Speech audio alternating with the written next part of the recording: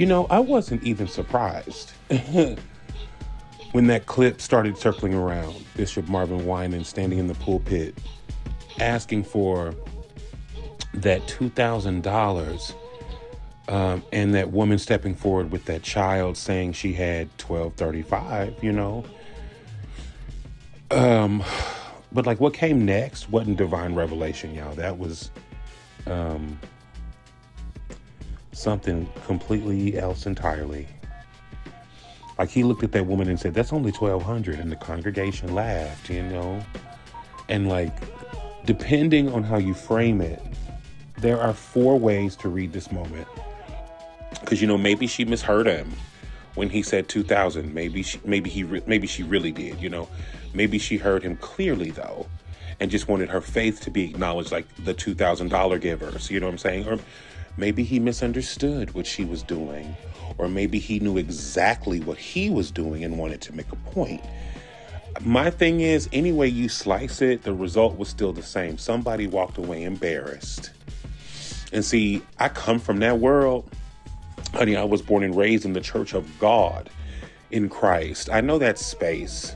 I know that cadence, that rhythm of holiness. And I'm pretty sure Bishop Winans' church is either Pentecostal or an offshoot of it.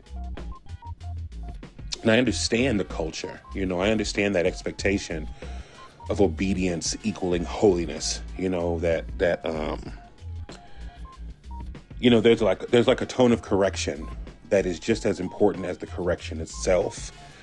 And I've seen that kind of moment before, the kind that's meant to teach humility, but ends up really just sort of humiliating people. Now, I'm not here to downplay Brother Winans. Truthfully, I have sympathy for the behavior. Older people, especially those who spend decades in leadership, they start to congeal around their own certainty, like their morals, their mannerisms, their tone. It all thickens up as they get older. And there's less flexibility. There's more conviction. That mortality is a crazy bitch. And that's not always evil. Like I said, it's just time settling in. But the problem is when in my opinion, when that conviction turns into that kind of performance, empathy is nowhere in sight. And in that clip, he didn't come off as a shepherd, but he came off as somebody who was tired, catty even, I would say, maybe bothered that his congregation didn't meet the mark. That kind of fatigue you hear in older men of God, those pastors. It's a weariness that's masked as authority. And it's not always spiritual. I think as they get older, it becomes that much more human. Sometimes it's the quiet resentment of people who have spent decades carrying the church, watching generations come and go and feeling like they deserve a break that they won't ever get. That is what I heard and what I see in that video, in his voice. That wasn't about faith. That was about exhaustion. It wasn't about cruelty. You know what I'm saying? That brother was tired, and that is dressed up as holiness. That kind of exhaustion turns into a kind of entitlement, though. It's like this unspoken belief that he's owed obedience, that people still owed him the same reverence he once earned through charisma and labor. The woman, though, this is the thing. The woman, though, she didn't back down. She said, I'll try to get the rest. And you could hear the defense in her tone, but also dignity. She wasn't begging for approval in that moment. She was reminding him she'd given what she could. That was her act of faith. And he missed that. He missed that the moment was no longer about the money. It was about two adult human beings, two believers, both trying to prove something. One wanted to be seen as faithful. but the other wanted to be seen as obeyed. And in that exchange, something sacred got lost. The pulpit became a platform. The offering became a transaction. And the laughter became that sound of everyone trying not to feel awkward. It's like when the really toxic couple is fighting in front of you and you just want them to pull the car over and let you out.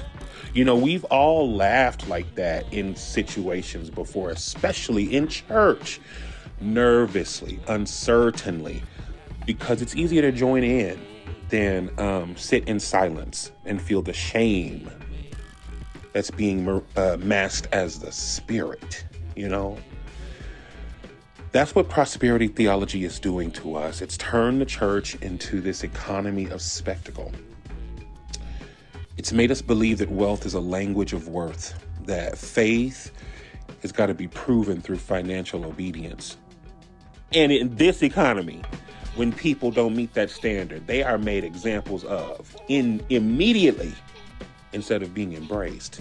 Now, there's a difference between being given a call to give and a demand for tribute. Okay? Between teaching sacrifice and enforcing shame. And a lot of these so-called elders, especially those from the old guard, never really learned where that line should be drawn. Because in their day, obedience was the offering. So yeah, I get it. I understand the impulse. I understand the culture. But I also understand that leadership without empathy becomes tyranny with a choir behind it. And that ain't God. Because real ministry doesn't mock the measure of someone's gift. It multiplies it. It honors the effort, not the excess. My God, today.